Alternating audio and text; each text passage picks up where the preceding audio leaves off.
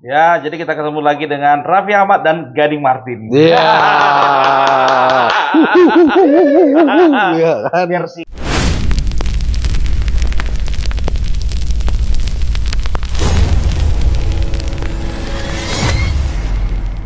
versi KW, versi Iya. KW. Capek sebetulnya, udah Ya. jam 11 ya kan. Jam Kita udah 11. di Kalimantan Timur. Ya, tapi mau nggak mau ya kita harus bahas permasalahan di negara ini, karena siapa lagi yang mikirkan negara ini kalau bukan kita. Anak bangsa yang mencintai negeri ini. Iya. Tapi lucu ya kan. Nah, Kalau di sana jam 10, kalau di barat di sini tuh udah jam 11 kan jam begitu. 11, cepetan Tapi satu jamku ini tetap jam 10 di sini.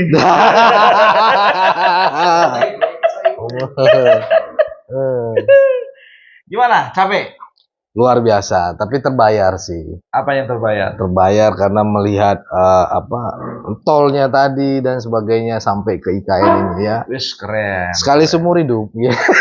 Nggak sekali seumur hidup, pertama kali. Oh gitu bahasanya gitu ya. Pertama kali di dalam hidupku. Net copyright. Ya. Tet. Ya. Ya luar biasa lah ya, kita lewat jalan tol. Ya. Ya bisa dikatakan ya ini adalah sebuah buah karya ya dari Bapak Joko Widodo. Tapi yang bikin kerennya itu bukannya tol, bro. Kalau tol kan udah banyak. Ya, IKN-nya itulah. IKN-nya, ya. Padahal malam ini kita belum ada masuk. Belum ada. Masih di luar kita. Masih di luar. Belum dikasih izin. Iya. Kayak mana mau ngasih izin jam 11? Makanya aku yakinnya Amin Rais bilang ini kota hantu, dia masuknya jam 11 malam kayak gini. Tempat buang jin juga tempat buang jin katanya. Makanya dibilang City of Ghost, kota hantu. Jadi dia datangnya jam 11 yang jumpa kuntilanak, tuyul, babi ngepet. Makanya Mbah Amin kalau datang ke sini itu jam 9 pagi. 9 pagi. Bukan jam 9 malam. Kalau bisa jam 6 pagi biar sambil senam. Iya. Kayak kita besok pagi ini, ya kan?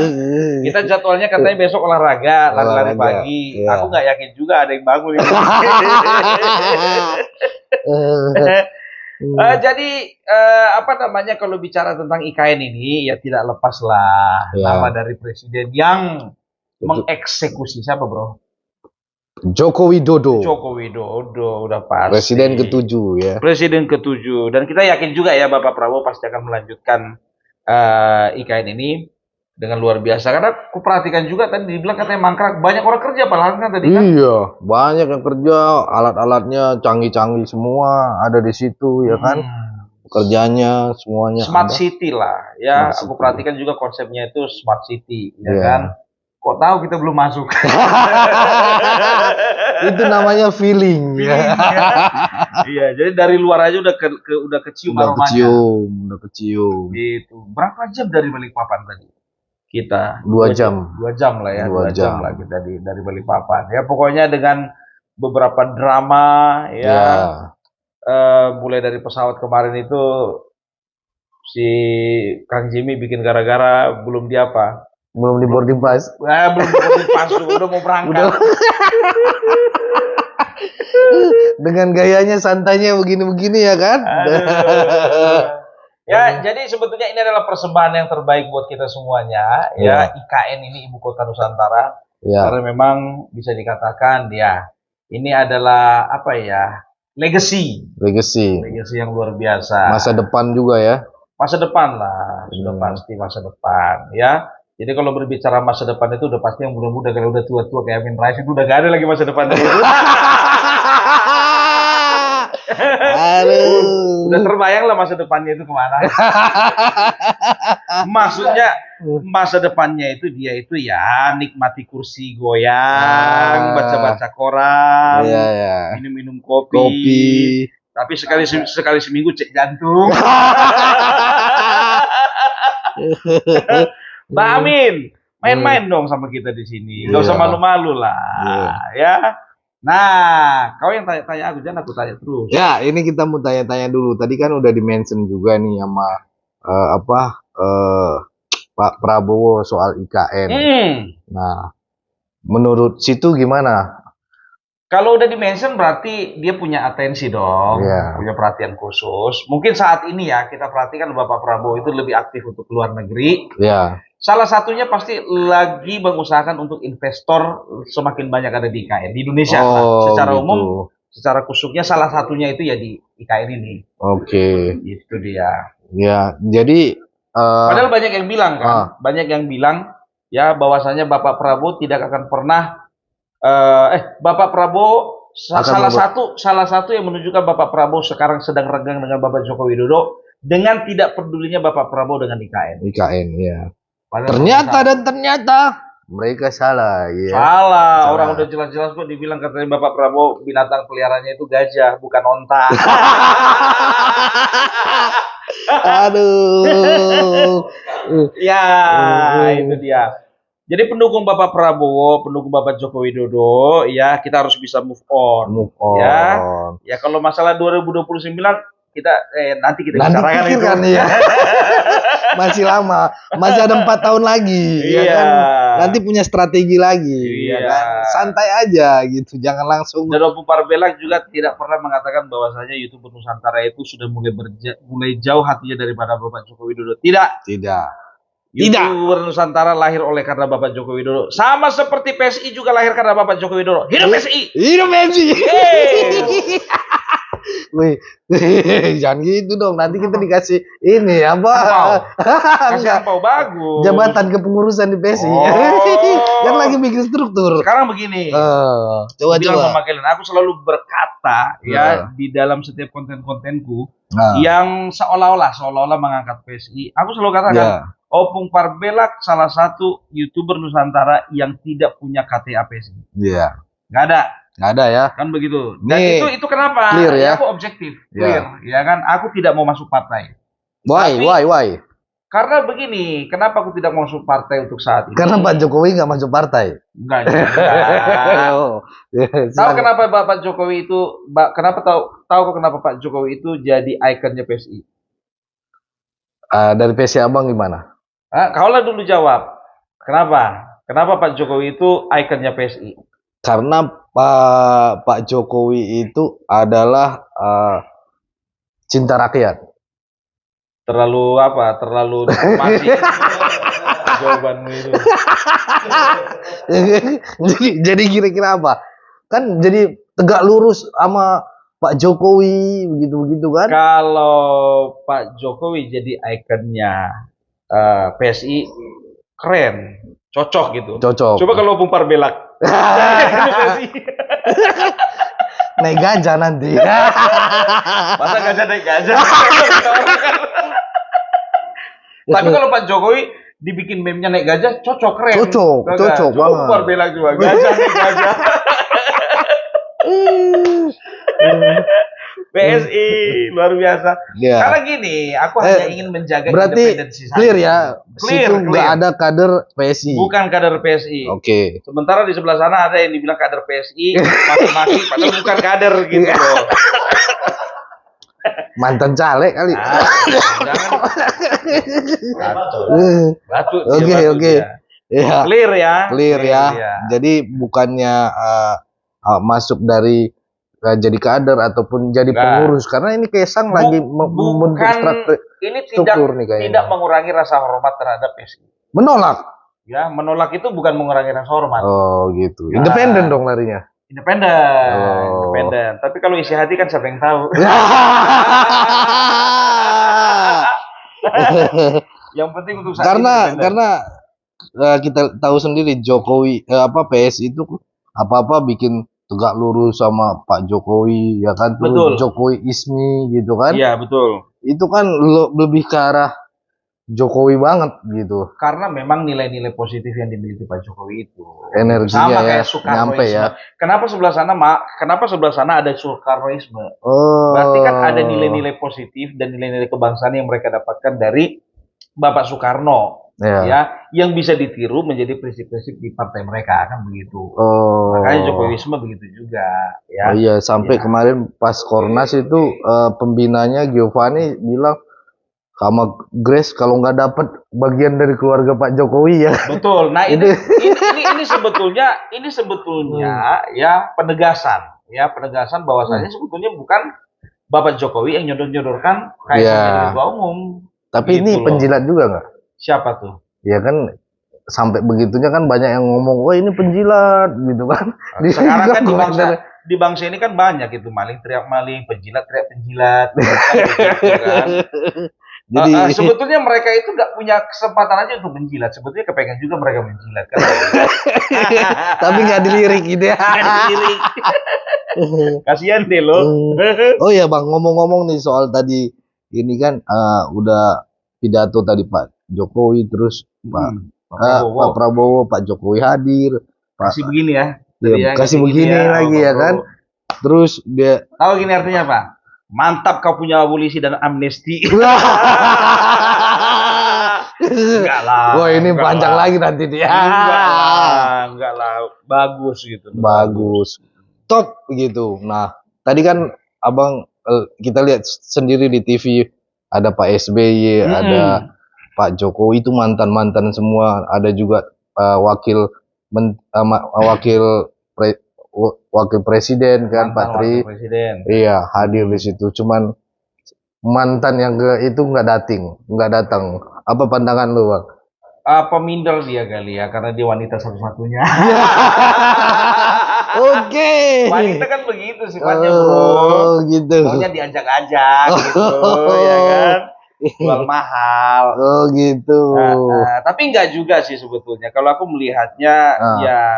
Ini pandangan dari lu sendiri aja pribadi. Dari aku sendiri sih sebetulnya. Dari sini kita bisa menilai. Ya, yang pertama, ya nggak mungkin nggak diundang. Ya, nggak pasti. Mungkin dong, ya, nggak mungkin. Sekelas wapres aja diundang. Iya. Wapres, apalagi mantan capres, mantan presiden. Wapres gitu. Gibran aja udah dimakzulkan sama seseorang itu diundang, ya kan? Datangin ke rumahnya. Jadi sebetulnya itu luar biasanya, ya kan? Adab seorang Gibran yang bisa dikatakan salah satu tokoh yang dimintai pendapat tentang pemakzulan Gibran itu kan Pak Tri ya. Iya. Pak Tri Sutrisno, bukan Bambang Tri. Itu jasa palsu. Oke, kita fokus dulu ke ring ini ya kan. Iya, sampai dia sowan ke rumah Pak Tri Sutrisno, setelah itu buka sepatu dimarahin lagi. Pas pampres, kan, dimarahin. Nggak boleh gitu ya. Ini bukan masjid. Ini bukan masjid katanya gitu kan. Tapi ya itu dia ya bisa dikatakan ya aslinya Mas Wapres itu seperti itu. Iya ya. Gitu. Pada orang tua sangat hormat. Ya, jujur sih kalau gua sih ya. Waktu kita datang ke sana kan, ya mungkin aku dipandangnya agak lebih tua kan.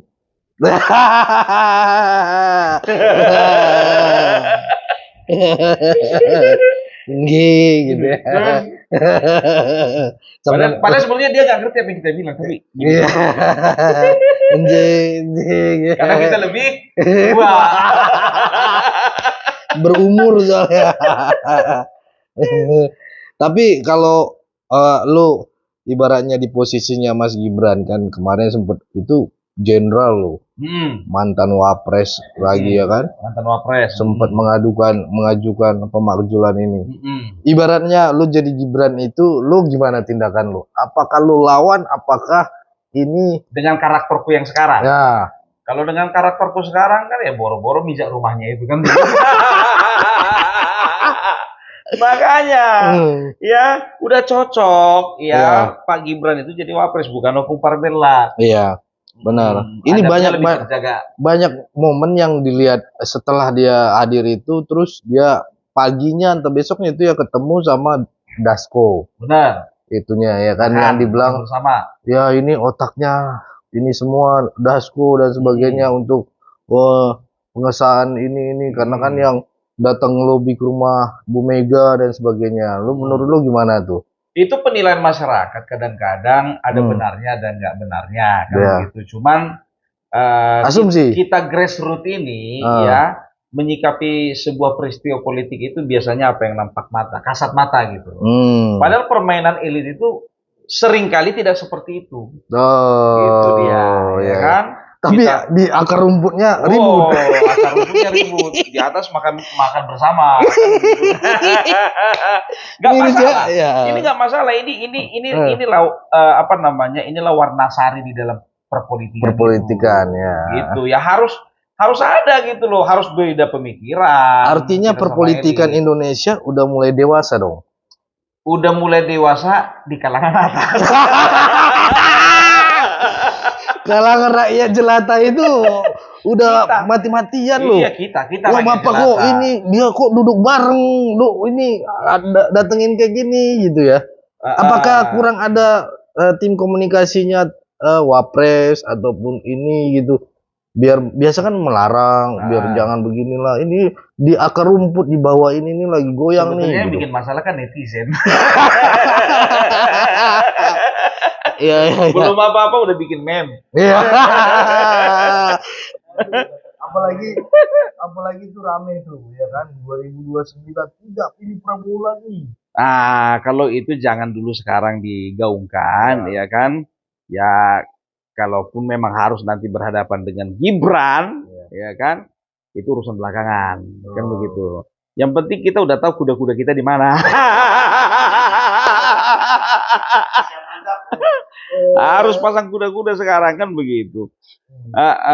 Nggak usah itu yang digaungkan. Kalau bicara persaingan itu kan ya semua kan bebas aja ya kan.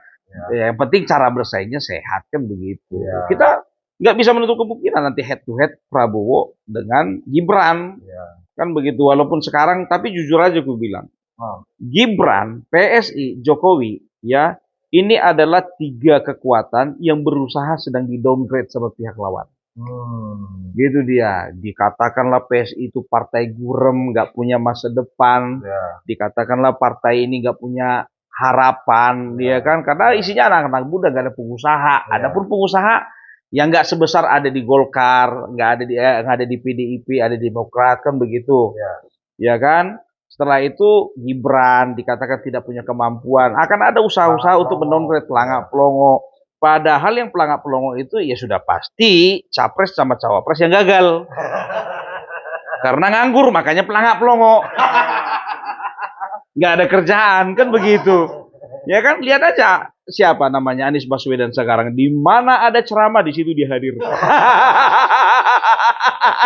Kerja nggak tuh namanya. Kan begitu. Nah itu yang lebih Pelangak Pelongo sebetulnya. Nggak ada yang dikerjai, makanya ngisi ceramah. Kenapa Gibran nggak mau ngisi ceramah? Karena banyak kerjaan. Ya kan begitu. Kenapa Bapak Prabowo Bapak Prabowo nggak podcast, ya kan? Karena banyak kerjanya. Mahfud MD kenapa bikin podcast? Karena nggak ada kerjaan. Iya, alias Pelangak Pelongo. Jadi harus apa dong? Harus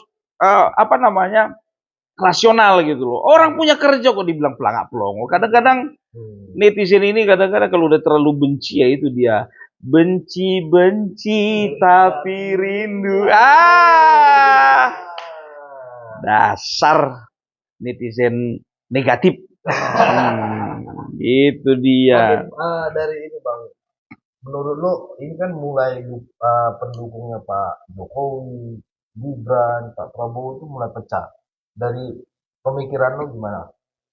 Sebetulnya yang pecah sih enggak, hanya segelintir orang saja yang memanfaatkan, yang merusak suasana sih, ya kan?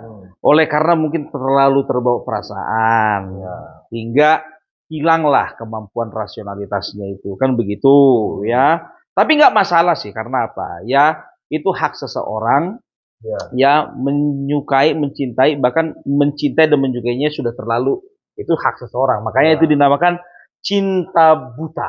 Cinta buta ya, bukan cinta gila ya. Enggak, cinta buta, kan begitu. Makanya tindakannya itu membabi buta. Bayangkan, membabi buta. Udah haram cacat lagi. Babi buta. Ya kan? Ya, hidup lagi. Aduh. Tapi nggak apa-apa, itu hak seseorang gitu. Kalau kita sih YouTuber Nusantara itu rata-rata kita nyantai aja. Walaupun memang ada netizen, kenapa sih nggak bersuara untuk Bapak Joko Widodo? Ya, Bapak Joko Widodo aja santai. Iya. Masa kita mau sosokan? Ini kan dihina, ini kan Tom Lembong kan lawan dia, ini kan lawan dia. Wih, gimana tuh? Kalau itu makan begini, kalau Tom Lembong, ya kan. Sekarang begini sih sebetulnya, memang kalau untuk hal ini aku kurang setuju, ya pemberian amnesti dan juga abolisi ini, karena memang unsur politiknya itu ketara sekali, gitu. Ya. Karena apa? Karena ada statement dari seorang Menteri Hukum yang mengatakan bahwasanya ini adalah usaha untuk merajut tali persaudaraan. Ya udah kalau kayak gitu, ya kan? Ya. Bebaskan aja Sambo supaya terajut tali persaudaraan antara keluarga Sambo dengan keluarga Joshua. Ya, kalau memang itu alasannya. Ya. Kan begitu, itu kan alasan yang nggak masuk akal. Wah, bikin tidak memberikan solusi sebetulnya itu. Tapi ya udah, ya karena aku perhatikan pun juga, ya pendukung Bapak Joko Widodo itu ya sempat kecewa, marah, ya ada yang bilang menyesal milih Pak Prabowo gitu kan. Tapi aku melihat sampai sekarang itu gaungnya udah mulai senyap gitu. Karena sudah berusaha untuk menerima, gimana pun juga Bapak Prabowo itu adalah presiden kita, walaupun di dalam hati tunggu tanggal mainnya. Tunggu tanggal mainnya. Iya, kalau bicara tunggu tanggal mainnya kita mainkan. Tapi saranku ya jangan berlama-lama lah di kalangan akar rumput ini yang. Iya, sudahlah kan begitu. Karena masih ada 4 tahun lagi. Cukup kalau yang itu nggak usah kalau bisa nggak usah dibahas. Biar kami yang bahas. Iya. Jadi pendengar ya kan. Iya dong, lebih enak jadi pendengar. Kita ini terlalu ribet kita mikirkan negara ini gitu. Ini biar tahu kau, HP ku ini lebih banyak fotonya si Rizpon daripada foto anakku. Bikin thumbnail. Untuk konten lebih banyaklah videonya si Roy Suryo Tipa daripada video istriku. Itu karena apa? Karena apa namanya? Saking memikirkannya kita dengan negara ini. Kita korbankan rasa cinta kita sama keluarga gara-gara manusia-manusia apa ini? Manusia bela-bela ini. Tapi ngomong-ngomong soal Rizmon, Roy, pandangan lu itu akan masuk apa enggak ya? Apakah dapat ambil juga nih? Ya, kalau abolisi kayaknya nggak mungkin. Ya, mungkin. Tapi kalau dapat amoksilin kayaknya iya. Ini kita hampir setahun loh ini di stasiun TV itu aja terus ini ya kan? Sekarang begini, ya kan? Kalau bicara tentang kalau bicara tentang aspek politik sama hukumnya, ya kan?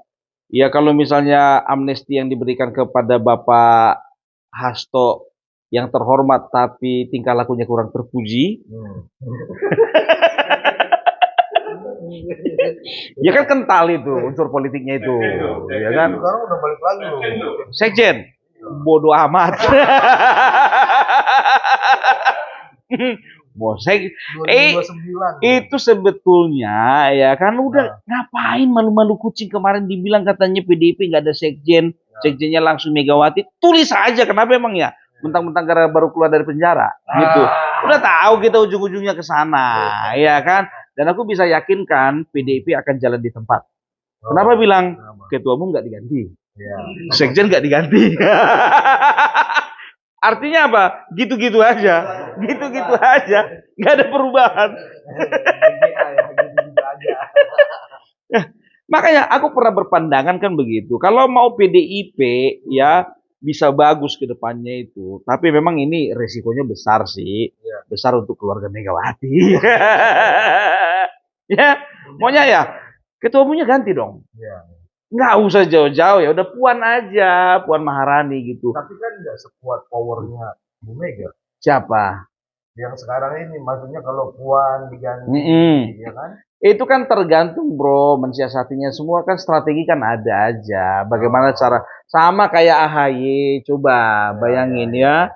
Kurang kuat apa sih Bapak SBY dibandingkan AHY? Kan begitu bisa dikatakan partai itu pun sebetulnya belum siap untuk dipimpin AHY daripada SBY. Karena apa?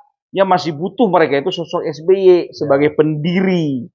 Kan begitu. Tapi mau nggak mau ya SBY itu ya bisa dikatakan mengusahakan supaya anaknya ini diterima di internalnya Demokrat dan diterima di mata publik. Gitu. Sudah dipersiapkan dengan matang. Akhirnya coba, ya kan sekarang orang udah tahu ketua umum Demokrat siapa? AHY. Kan begitu. Dan aku melihat makin ada perbaikan kesininya gitu. Ya PDIP begitu juga sih sebetulnya. Ada kemungkinan makin besar itu. Ya, soalnya Bu Mega itu kan pastilah, tapi kan harus ada regenerasi, bro. Mau sampai kapan sih? Ya, ada regenerasi dong. Jadi maaf, contoh tiba-tiba Ibu Mega sakit, ya kan? Logikamu dulu, ya kan? Kontrol ada sama siapa? ketum. Iya, tapi dia sakit. Ya, dia sakit. Ya kan? Nggak efektif lagi. Kontrol sama siapa? Sekjen kan? Iya, sekjennya udah kecap. Itu dia makanya aku bilang sebetulnya harus ada peremajaan, bukan sawit aja yang ada peremajaan. Jadi ya itu dia, tapi aku paling nggak setuju ya. PDIP itu terlalu merendahkan PSI, ya sama kayak Ganjar kemarin kan begitu kan, ketika memberikan dukungan PSI kan, ya kan apa dibilang PSI partai mana ya? Siapa ya? Siapa ya katanya gitu kan? Siapa ya? Padahal balionya udah di mana-mana. Nggak taunya menang yang didukung, yang jadi menteri dari PSI ada, wamen ada, komisaris ada, banyak yang lainnya. PDIP? Jangan pernah merendahkan seseorang ya atau satu golongan oleh karena kau besar sekarang. Karena apa? Suatu ketika keadaan itu berbalik, matilah kau.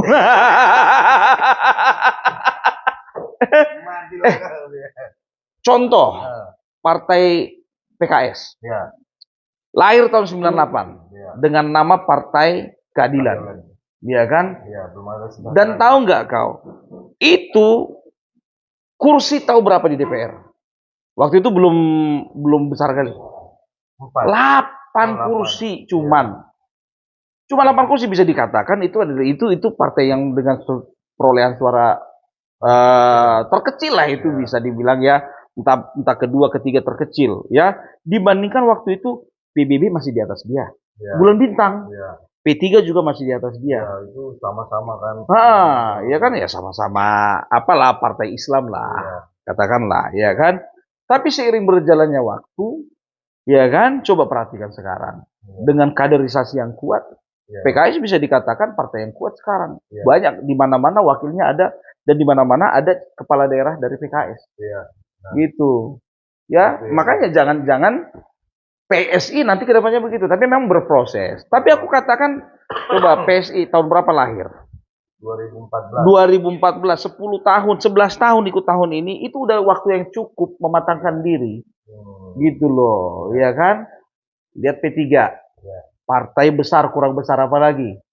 Nggak masuk parlemen. Ya kan, P3 kan? Yang nggak masuk parlemen, ya, yang nggak masuk parlemen itu PKB masuk. Yang nggak masuk parlemen itu P3. Di bawah P3 itu PSI. Di bawah PSI itu ada apa namanya? Bukan. Perindo. Setelah itu ada lagi Gelora. Setelah itu ada lagi Garuda. Ada lagi Umat dan lain sebagainya. Hanura aja itu jauh di bawahnya PSI. Perindo kurang banyak apa duit? Kan begitu. Ya kan? Tapi PSI bisa dapat suara. Kalau nggak salah 2,97%. Kan begitu. Threshold 4%. P3 3,8. Iya kan 3,8%. P3. Kurang besar apa P3 dulu? Kan begitu. Sekarang jadi partai underdog.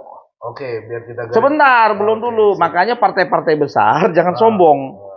Jangan sombong. Ya, P3 kurang besar apa? Bisa nyungsep. Apalagi ya udahlah, nggak usah diperpanjang lagi, lo udah tahu lah kalian itu.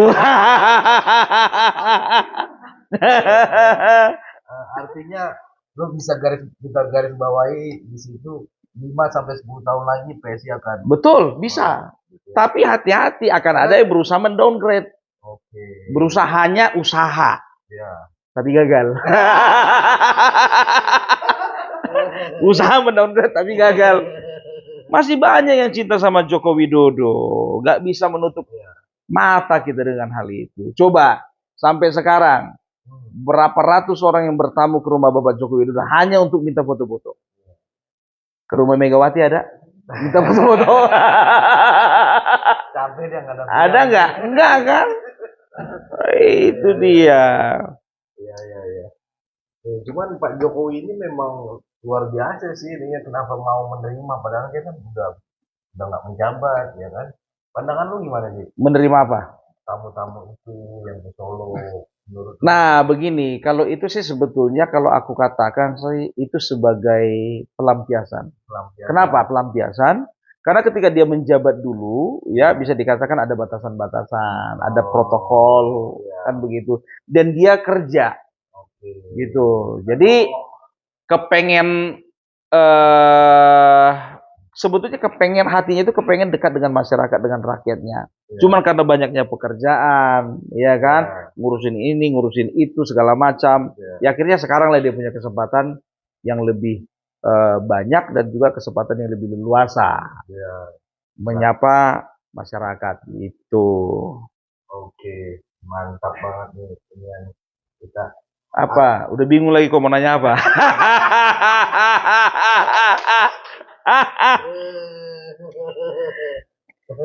Tapi kan gini, tadi kita oke lah PSI nanti 5 tahun ke depan. Tapi kan kita harus tahu PSI itu kan belum masuk ke DPR, belum ada yang korupsi dan sebagainya. Coba nanti kan dibilang orang kasih dia ini, kalau udah ini pasti akan tercederai. Menurut lu gimana? Nah, sekarang begini. Coba ceritakan dulu sama aku, partai mana yang gak ada koruptornya? Nah, coba. Sesuci-sucinya partai PKS, kemarin itu korupsi daging. Ya kan, menterinya ya kan, tetap ada korupsinya kan, karena nggak bisa dikatakan ya partai itu nggak ada yang bersih-bersih amat, dan juga nggak ada yang kotor-kotor amat. Gitu loh. Tergantung kita memilihnya kemana gitu ya. Kalau misalnya kita trauma dengan hal-hal seperti itu, ya nggak akan ada kemajuan sebetulnya. Gitu. Ada hasil, ada risiko. Gitu. Ini kan apalagi nih sekarang udah mulai dihilangkan ya threshold itu. Betul. Ini yang presidensial threshold. Nanti banyak loh calon-calon kandidat. Menurut lu, pandangan lu gimana sih? Tetap sih enggak. Orang kan juga kan punya kali-kali. Punya kalkulasi politik. Enggak terlalu bodoh lah Farhan Abbas menjadi capres sementara nggak ada partai pendukung. Nggak terlalu bodoh juga Vicky Prasetyo. Iya, benar. Ketawa lu mentang-mentang di PSI sekarang. Soalnya anggotanya bagus-bagus. Jadi bentukannya ya kan. Kemarin datang ke rumah Pak Jokowi. Siapa? Vicky bawa tahu. Geng-gengnya ya kan. Ya terlepas dari kontroversi hati yang dia bikin selama ini. Ya hak berpolitik itu adalah hak semua warga negara, kan begitu, nggak apa-apa ya, sensasi apa yang mau dia bikin terserah, kan begitu. Dan juga ya semua orang kan punya titik balik dalam hidupnya ya, mungkin dia sudah mulai tobat, ya walaupun kemarin di kabupaten apa ya, lupa aku kemarin itu, yang kalah itu dia jadi calon bupati kan, ya mungkin kalah terus dia. Jadi ini masuk P3 juga kalah juga. Apa ditakdirkan untuk kalah dia ya? Untuk meramaikan aja. Sama bakar duit. Nggak juga sih, ya itu bisa dikatakan ya untuk saat ini lebih cocok masuk ke dunia politik Vicky Prasetyo daripada Opung Parbela. Uangnya lebih banyak. Tapi kan donaturnya Opung Parbela lebih banyak. Uangnya nggak perlu banyak, yang penting donatur ya kan. Disponsori oleh kan begitu semua rata-rata kan.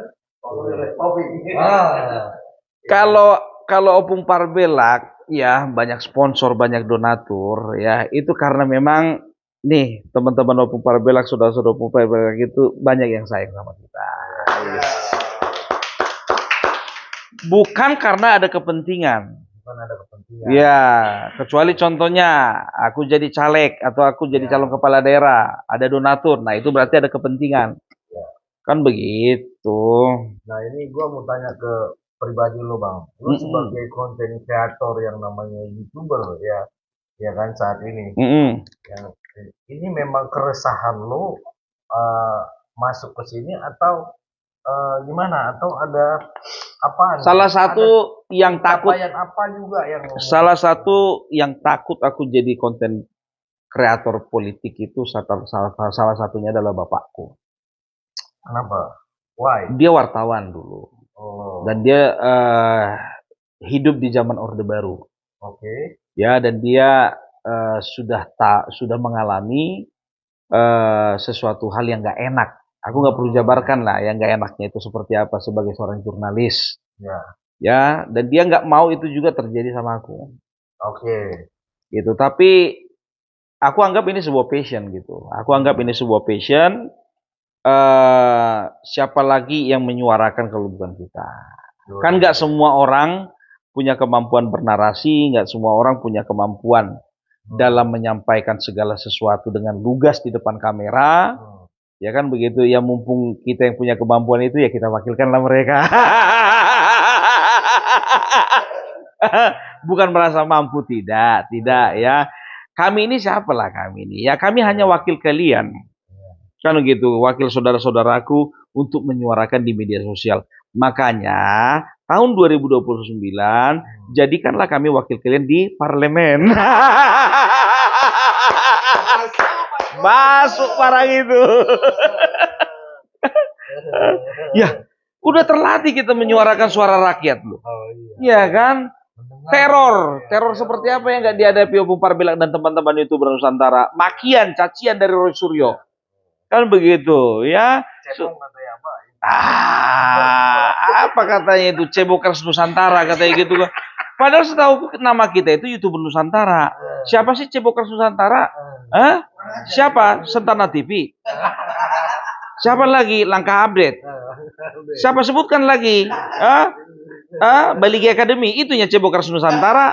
Kasih tahu dong siapa-siapa anggotanya. Jangan cuma dibilang Cebokers Nusantara.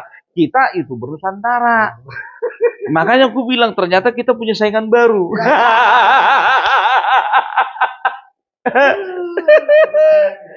Punya saingan baru, namanya Cebokers Nusantara. Aduh. Ngomong tadi soal Sentana itu, menurut lu bakalan masuk juga dia? Dia kan udah jumpa pers juga tuh dia. Kok saya media sebagai media. Kalau kau tanya aku, ya kan, itu jawabanku 50-50. Ya. Kalau kau mau tahu jawaban yang pasti, tanya Polda Metro Jaya.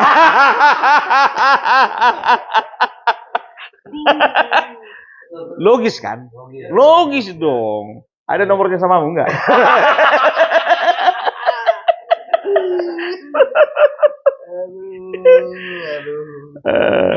Mereka bilang, ya kan, saya ini wartawan, kan begitu. Sekarang begini, wartawan itu ya punya tugas ya kan yang diatur oleh undang-undang. Kan begitu, ada undang-undang pers. Tujuan dari jurnalistik itu adalah ya ikut serta di dalam mencerdaskan bangsa, salah satunya. Dengan apa? Dengan memberikan informasi-informasi yang berimbang. Ya, tidak berat ke kiri, tidak berat ke kanan. Kan begitu, sesuai dengan fakta yang terjadi di lapangan. itu wartawan. Nah, ini kan keberpihakannya kan kelihatan. Ya. Kan begitu, ya. Lebih cocok dia sebetulnya memposisikan diri itu bukan wartawan, YouTuber. YouTuber aja ya, YouTuber aja gitu, kayak kita gitu loh. Nggak perlulah bawa-bawa nama wartawan. Karena bagiku wartawan itu adalah profesi yang sangat bermarwah. Marwah mulia, jurnalistik itu ilmu yang sangat mulia. Tapi banyak sekali jurnalis-jurnalis ini yang menyalahgunakan ya menyalahgunakan profesinya untuk bertindak hal-hal yang tidak baik, bahkan cenderung merusak masyarakat gitu dengan berita-berita yang negatif. Itu dia. Artinya pers juga seharusnya bisa menegur dong. Sekarang begini, bisa menegur, kalau tidak ada komplain, kayak mana dia mau negur? Kan begitu, ada laporan dulu masuk ke Dewan Pers, baru Dewan Pers panggil dia, kan begitu. Ini masalahnya yang Polda masuk langsung ke dia suratnya. Berarti Polda menganggap dia bukan wartawan, YouTuber.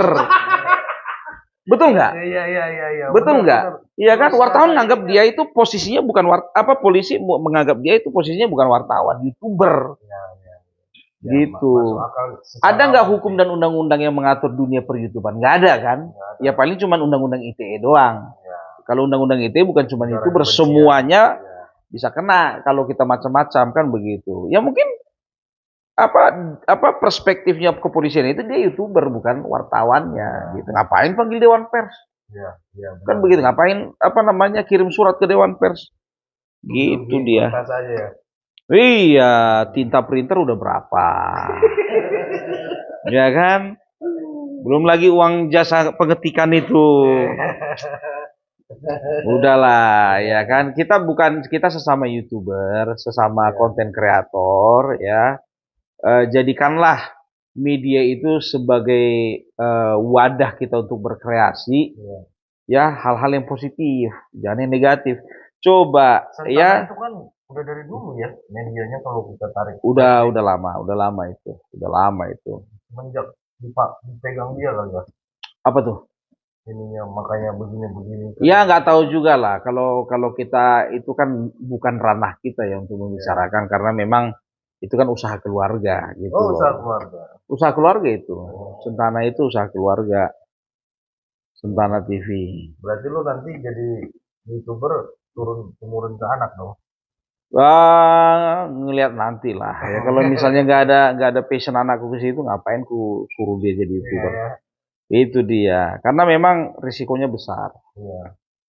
Risikonya besar apa tuh, Bung? Kriminalisasi juga kayak. Kalau risikonya besar itu yang pertama risiko kesehatan. Ya. Jadi YouTuber Nusantara itu ya isinya orang sakit semua. Ini baru opnam ini. 2 hari opname dia, gara-gara kurang istirahat dia, ya kan, konten tiap malam. Gitu juga Opung Parbela, begitu juga bulan Maret itu masuk rumah sakit, 4 hari opnam, 4 hari, naik gula sampai 500, iya, kurang istirahat, begadang terus gitu loh. Karena kita kadang-kadang begini, ada satu berita ya yang kita harus kejar malam itu supaya tayang besok pagi. Kan begitu. Maksudnya apa? Biar fresh from the open gitu. Jadi memang betul-betul ya kita bisa menjanjikan secepat mungkin kepada masyarakat. Ya itulah, kita kadang-kadang korban kesehatan, kadang korban juga satu-satunya profesi yang gak ada hari liburnya konten kreator, YouTuber. Gak ada hari liburnya. Mau Senin, Selasa, Rabu, Kamis, Jumat, Sabtu, Minggu konten terus. Siangnya ditelepon orang. Tapi ingat ya, teman-teman ya. Kita ini walaupun konten kreator, kita ini semua masing-masing punya pekerjaan. Ya, YouTuber Nusantara itu nggak ada yang nganggur. Semua ada pekerjaan, gitu loh. Ya, jadi memang betul-betul jadi YouTuber ini, ya ini cuman iseng-iseng aja ini. Persiapan 2029.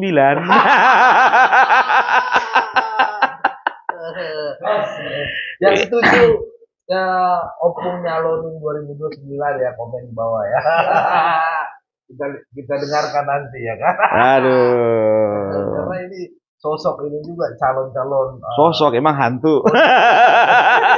Politikus ya kan.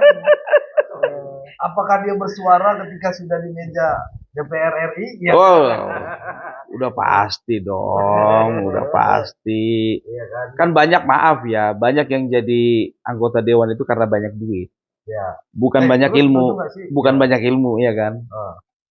Karena ya yang kan negara ini hepeng dona mengatur negara ini kan, yang berduit Bahasa Jawa ya. Yang berduit lah yang bisa ini. Artinya oligarki ini kan bermain juga kepada calon-calon ini. Pandangan lu gimana? Ya, kalau mereka bermain utang budi nanti dan sebagainya gitu. Ya kita nggak usah masuk dalam kelompok yang itu. Tapi kan butuh juga support ini. Support apa? Support dana. Ya kalau nggak ada uang nggak usah maju. Jangan coba-coba.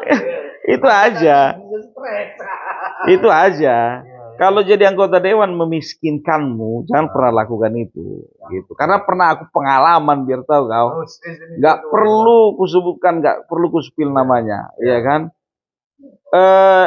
Aku itu bisa dikatakan salah satu pentolannya dia untuk mensukseskan dia masuk di anggota DPRD. Oh, jadi asisten? Ya, pokoknya mulai dari dia itu apa namanya? Sosialisasi, ya kan, kampanye turun kita, ya kan, sampai masang-masang bendera pun juga turun kita. Pokoknya udah gimana lah perjuanganku ke dia, gitu kan. Nah, setelah periode pertama gagal, periode kedua jadi, periode ketiga jadi, gitu dia. Nah, jadi yang kuperhatikan ya, mereka ini setelah di atas gitu loh, mereka terlena. Mereka lupa sama pemilih. Aku udah berapa kali bilang, ya kan, kau itu ya jangan cuman mendekatin masamu itu ketika kau mau mencalonkan diri lagi. Cara mendekatkan diri sama mereka itu gampang. Turun kau ke lapangan, entah hari Jumat, entah hari Sabtu, entah hari Minggu, satu hari seminggu aja, ya kan? Katakanlah ya di kelurahan sini. Cari kedai kopi yang biasa orang nongkrong. Di situ kau ngopi. Banyak nanti. Bayarin. Iya, kasbon jadinya. Enggak, bayarin aja kopi gitu kan, minum. Dah. Begitu apa? Pura-pura aku duluan lah ya. 1 2 3 4 5 5 kali 10.000, 50.000 nih. Duluan ya gitu. Itu jadi ngasih kesan. Nempel ya. Kesan gitu. Baik nih kan begitu, nggak usah lama-lama, ya kan? Karena apa? Kalau lama-lama makin banyak yang ngopi.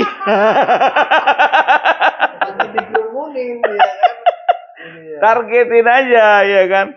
Setengah jam di sini, ya kan, jalan lagi ke sana setengah jam. Yang penting kita ada kesan gitu. Ini enggak gitu, asal apa? Ya udah, akhirnya dia berakhir dengan utang piutang dan tidak punya aset. Habis semua. Habis semua. Habis semua.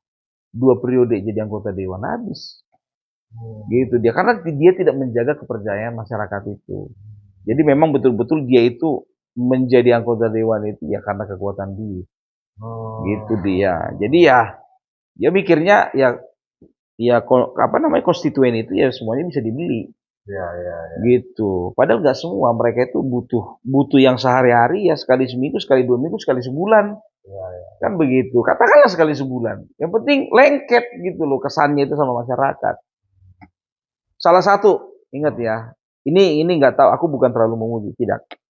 Salah satu partai di daerah kami, ya, yang bisa dikatakan memilih bukan karena duit, itu PKS.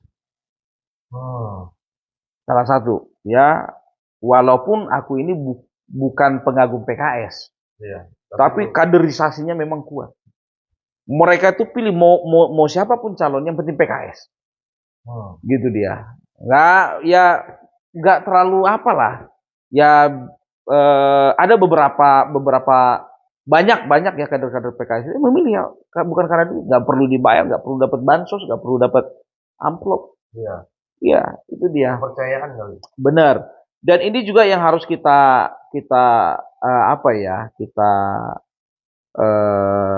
akui dari PDIP. Jadi bagiku itu ada 2 partai kuat kaderisasinya. Satu PDIP, satu PKS. Kenapa? Jadi, Militan. oh militan. Militan. Oke. Gitu dia. Tapi dulu. Ini udah denger belum?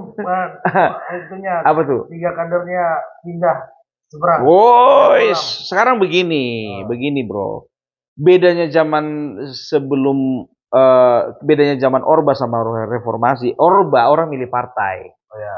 Kan begitu. Karena sosok berarti. Sekarang sosok gitu. Jadi ketika ada sosok ya yang memang betul-betul bisa dijual oleh partai tersebut, orang akan lihat sosoknya.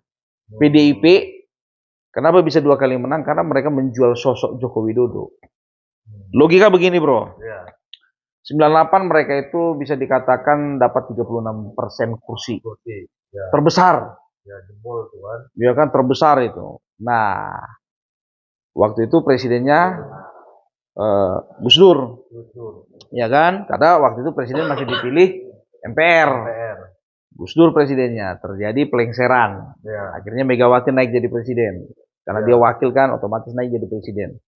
Nah, karena tidak menjaga performa dia dan juga kinerja dia dan mengecewakan masyarakat, ya. Pemilu berikutnya, ya 2004. Ya. Kalah dia kan? Kalah. Karena lawannya SBY. Ya, sebetulnya intinya bukan karena lawannya SBY. Siapapun lawannya saat itu sebetulnya, ya, karena masyarakat udah terlanjur kecewa sama dia. Mungkin juga bisa menang. Mau JK kah itu waktu itu calon presiden lawannya Megawati.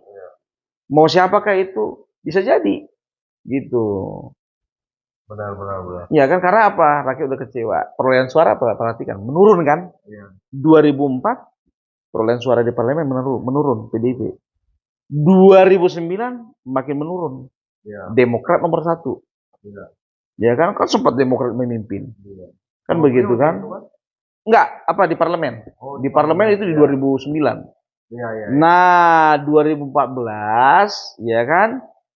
Karena mereka jualan sosok Bapak Joko Widodo, ya udah mulai naik lagi. Gitu dia. Itu 2014. 2019 jualan lagi sosok Bapak Joko Widodo, naik lagi, makin menjulang. Nah, 2024 mereka dengan PD-nya mengatakan nggak ada Joko Widodo kita menang kok di parlemen kan begitu. Ranking 1. Perolehan kursinya lihat merosot 18 kursi. Hilang. Ranking 1 memang. Kan begitu, tapi hilang 18 kursi apa guna? Kan begitu. Kenapa bisa hilang? Ya orang ini tandanya bahwasanya ya walaupun kalian ranking 1 tapi kalian sudah kehilangan trust dari masyarakat. Iya dong. Rasional kan? Logis kan kalau aku bilang seperti itu. Gitu dia. Tapi bukannya emang semua ini kan nggak bakalan bisa memuaskan semuanya. Rakyat itu gitu. Dan nggak bisa sempurna kan. Pasti ada hal-hal yang salah dan sebagainya gitu. Gimana pandangan lu? Nggak bisa tentang siapa? Semuanya. Tentang siapa? Nah, buktinya sekarang Pak Jokowi, ya kan? Udah pas kemarin 2014 naik, 2019 booming juga namanya, ya kan? Setelah dia turun banyak sekali orang-orang ini, gerombolan ini juga yang ngurusin jasanya lah, inilah apalah gitu. Itu kan dia menyerang. Kira-kira aku tanya samamu, ini pertanyaan sebetulnya yang belum pernah kuajukan kepada siapapun. Kalau misalnya Joko Widodo masih ada di dalam PDIP, kira-kira ijazah palsu itu se-booming ini nggak? Tidak. Nah,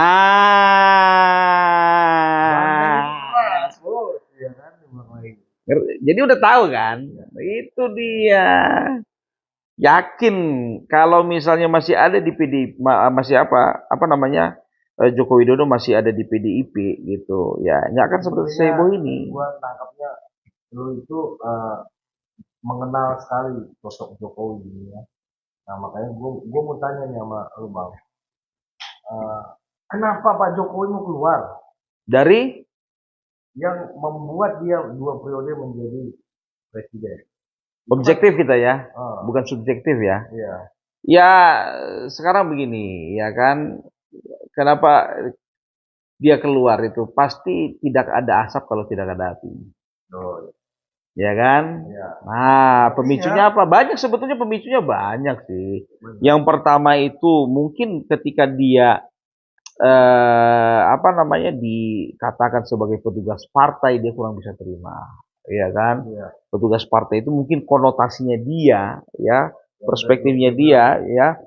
Kenapa sih aku ini nggak bisa dihargai gitu? Aku ini presiden gitu. Ya, memang betul kalau partai aku ini kader, kan begitu. Tapi kalau di pemerintahan, ya aku ini presiden gitu, kasih aku powerful dong, kan begitu, ya kan? Nah, sementara kita udah bisa lihat kan pidatonya Megawati coba bilang, apa?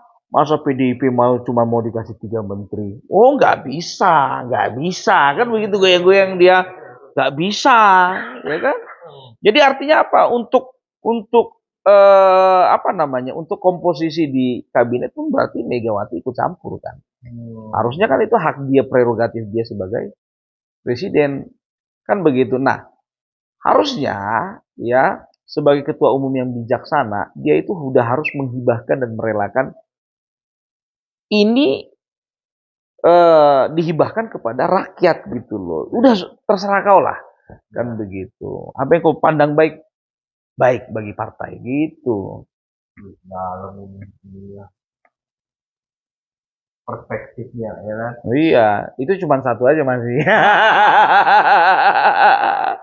Jadi karena memang sudah malam ya, udah 55 menit kita kebersamaan malam ini, kita istirahat. Besok kita mau ada kegiatan bersama dengan Raffi Ahmad dan Gading Martin. Kalau kita jadi caleg nanti begini ya.